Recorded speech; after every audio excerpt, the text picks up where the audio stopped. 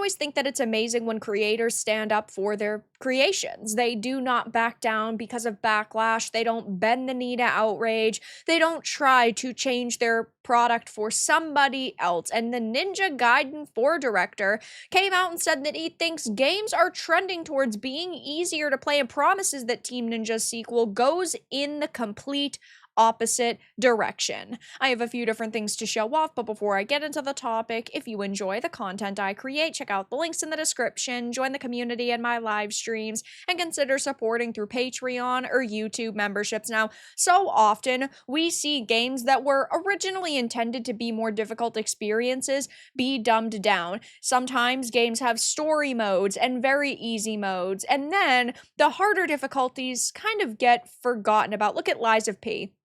It initially had one difficulty you played through the game with, and then recently, when the DLC came out, which was phenomenal, by the way, they added 2 easier modes. But if it's your first time playing it, you can't also access the harder mode. That sucked. It's an experience that's clearly meant to be more difficult. And I understand that, right? They want as many people as possible to be buying their game. So if they add these easier difficulties, then more people might give it a chance because they're not as intimidated, but Team Ninja is not doing that. So according to the director Yuji Nanako, hope I'm saying that right, though the medium has largely turned its back on the idea of difficulty or challenge, Team Ninja's upcoming Ninja Gaiden 4 will buck this trend and instead remain dedicated to its player punishing roots. One of the amazing things about Ninja Gaiden is that it is very difficult. It is a good experience in part because of that. I personally love much more difficult games. I love Souls experiences. I love titles like Ninja Gaiden. And if you dumb it down, it's not going to be the same experience. It says this individual, who serves in his role on behalf of the co-developer Platinum Games, shared his intent to keep players on their toes while providing a hands-on preview of the game to Xbox Wire Japan's editor. Following a brief rundown of their super form, the director pointed out how its activation by the player will lead to the game to respond with a spike in difficulty, and in doing so, playfully explaining, when Platinum Games speaks to Team Ninja about this next Ninja Gaiden, we often joke that we've made something that really doesn't feel like a modern game. It's just too hard. These days, games are trending towards being easier to play, but Ninja Gaiden 4 goes in the complete opposite direction, so don't lose heart. And I think that this is fantastic because the difficulty is part of the franchise's core identity, but also this really is a middle finger to AAA companies, and I would say towards Western developers. He's not targeting any company specifically, but we have seen so many devs decide that they basically need to treat players as if they're dumb or new to video games. They don't want to give you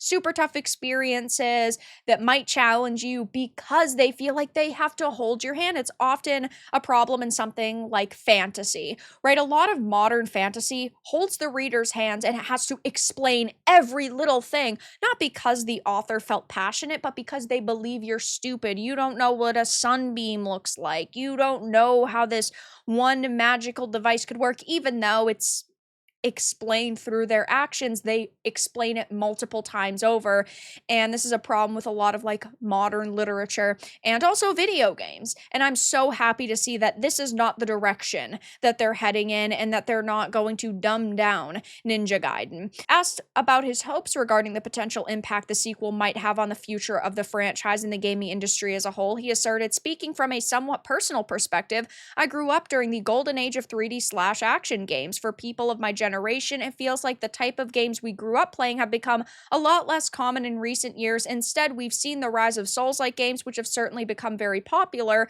Of course, I've played and enjoyed many of those games myself, but at the same time, I also think there's some truth to believe that classic 3D/actions have been harder to find lately, which, as somebody who plays a lot of games, it is very difficult to find ones that are of high quality, that give you that same almost nostalgic yet modern or fresh experience, and this is why I still support Ninja Gaiden. Of course, there's always question marks when it comes to companies and how they're going to support their franchises and how they do plan to kind of update them for newer audiences, but it doesn't seem like Ninja Gaiden is going to be dumbed down, which is really cool, and this is completely opposite from what we've seen happening in the mainstream industry over the past couple of years.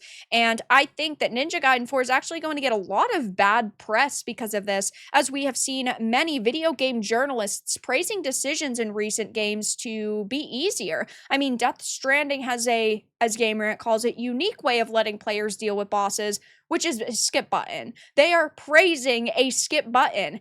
What's the point to play a video game if you're not actually going to play it? It seems really bad, in my opinion.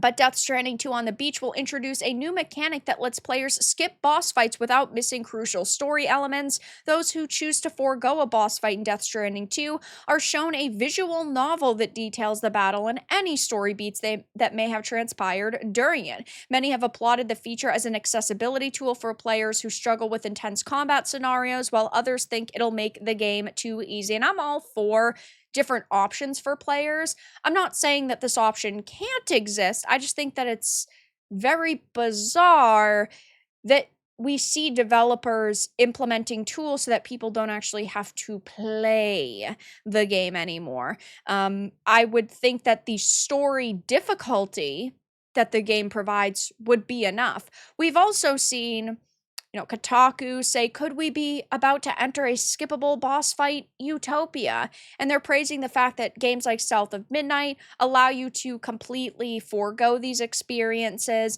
And again, I know that there are some developers who are really pushing that this is more of an accessibility feature, but that's why you have these story difficulties, so that you can press 1 or 2 buttons or 3 or 4 buttons and you can basically be done. So it's good to know that with Ninja Gaiden, we do not have to worry about that this director thinks that games are trending towards being easier to play, and he is saying that's not going to be the future of our game. We are focused on going in the complete opposite direction. We want to make really tough experiences, and I do still have some reservations about this, right? Until a game comes out and I have actually played it and I have experienced it myself, I always try to stay cautiously optimistic, but I'm very excited to see what they're going to be doing with this Team Ninja sequel and what they plan to do in the future. I think that personally, it looks really fantastic so far. I do have a lot of hype for this. I have a lot of hype for a lot of upcoming games, though, actually, surprisingly. Like, Pragmata looks really good. Something similar to this is Onimusha. That looks really phenomenal.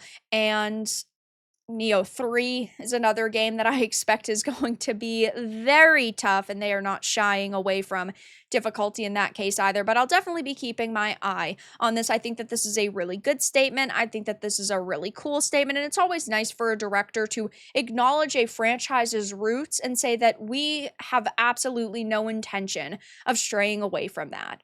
But that's all that I really had to discuss in this video. Let everyone know your thoughts in the comments below. If you enjoyed this, give it a like, and if you didn't, give it a dislike. I appreciate your support either way, but I'll talk to you all again in the next video really soon.